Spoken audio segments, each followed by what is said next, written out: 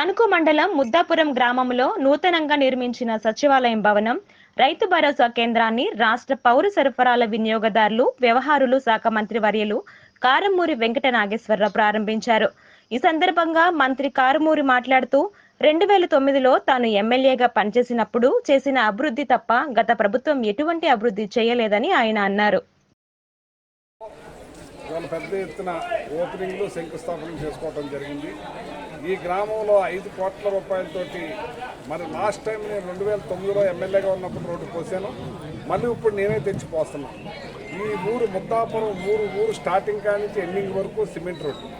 ఇలాగా ఈ కార్యక్రమాన్ని శంకుస్థాపన చేసి వారం రోజుల్లో వర్క్ స్టార్ట్ చేస్తారు.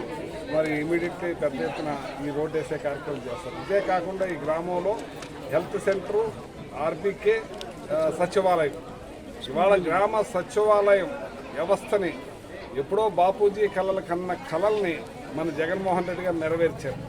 ఎందుకంటే గ్రామంలోనే గ్రామ స్వరాజ్యం రావాలి, ఆ గ్రామంలోనే అన్ని పనులు అవ్వాలి, ఎక్కడికి ఎండి ఆఫీస్ కానీ ఎంఆర్ఓ ఆఫీస్ కానీ వెళ్లకుండా అన్నీ అయ్యేటట్టు చూడాలని చెప్పి గౌరవ మన పెద్దలు మన మహాత్మా గాంధీ గారి కళలు కన్నారు. ఆ కళలను భారతదేశంలో నెరవేర్చింది ఏకైక ముఖ్యమంత్రి జగన్మోహన్ రెడ్డి గారు.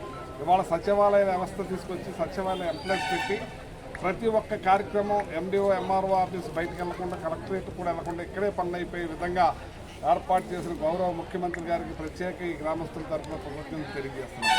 అటువంటి ముఖ్యమంత్రి ఇవాళ ఈ గ్రామంలో మరి గతంలో ఎన్నడూ కూడా ఇచ్చేదంటే అప్పుడెంత బడ్జెట్ ఇప్పుడు అంతే బడ్జెట్. అప్పుడు జగన్మోహన్ రెడ్డి గారు మరి లేనప్పుడు చంద్రబాబు నాయుడు గారు 5 సంవత్సరాల్లో కేవలం 1,80,00,000 సంక్షేమం అయితే అభివృద్ధి చేశారు. దోచుకో పంచుకో అయిపోయింది.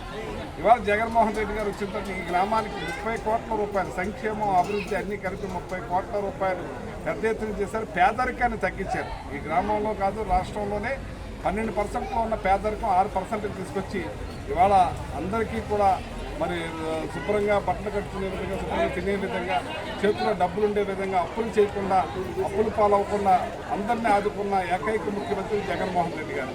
వాళ్ళ చదువులు 15వ స్థానంలో ఉన్నదాన్ని భారతదేశంలో 15వ స్థానంలో ఉండేవాడు చంద్రబాబు నాయుడు పుణ్యమాట.